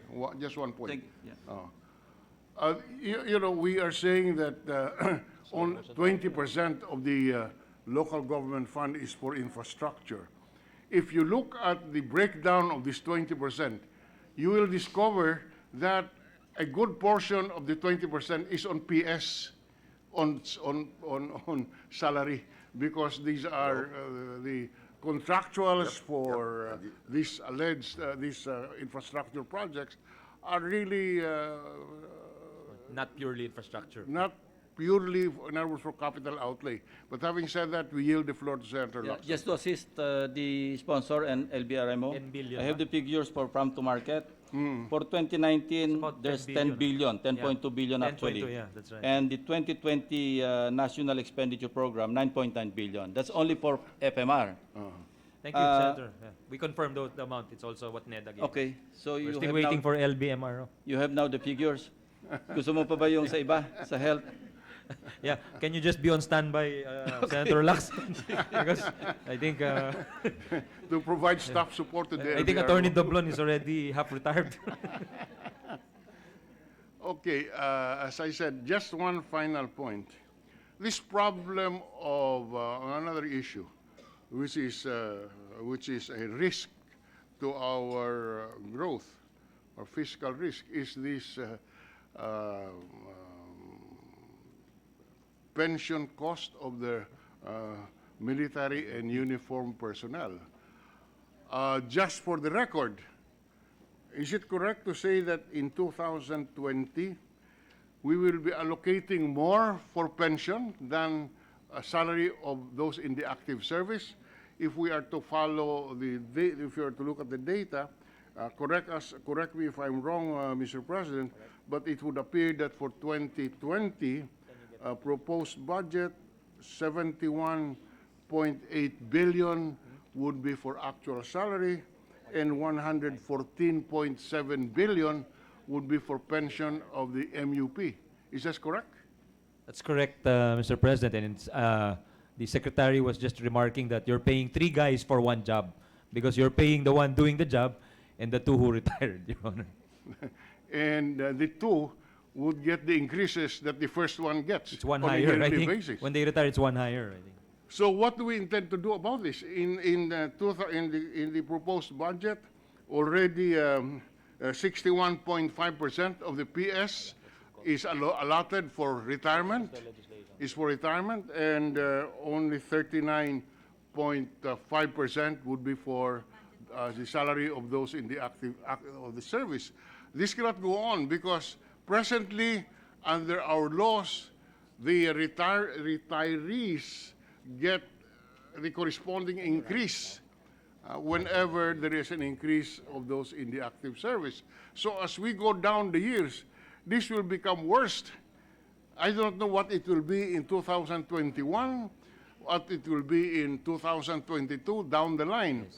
But certainly we will have probably later armed services consisting more of retirees than those in the active Yes, service. Your Honor. So I think you're very familiar, Mr. Minority Leader, because I remember when you were Senate President, there was an effort to cut the indexation at Yes. some point when you were Senate President. That's and correct. I think there is a bill now. I've been informed that there is a bill pending in the House of Representatives to do that exactly that to adjust the indexation, to adjust the age, and to mandate contributions also, Mr. President. Would the Secretary of Finance exercise as much political will on this issue as much as he would exercise the political will and enthusiasm in the tax measures pending before Congress? Because this is, you know, the efforts of the Secretary of Finance will get to nothing insofar as revenue generation is Hindi naman concerned. din sa inyo, If hindi we affecting find sa inyo. this, Prospective, loophole on the other Prospective. side of the equation. Yeah. I'm getting a lot of signals here from the military, I Mr. can see President. that. But we're informing them, we plan to make it prospective and not retroactive, Mr. President. Kasi baka makudeta tayo. But seriously now, can we have for the record just an overall outline of what we intend to do about this? Because this is a problem which has been there since I don't know when, and it's getting worse and worse and worse. So we'll take a look at that bill that the DOF supports, Mr. President, where they adjust the indexation again, and they will the bill mandates contributions also, mandatory contributions, and adjust the retirable age as well. So.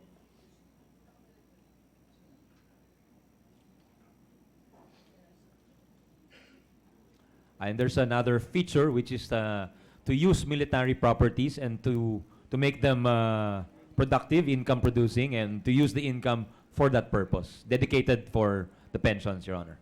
Well, given that this administration has barely 2.5 years, would the Secretary of Finance recommend to the President the designation of this measure as an administration measure in order to push it in the legislative Yes, bill? Your Honor, yes.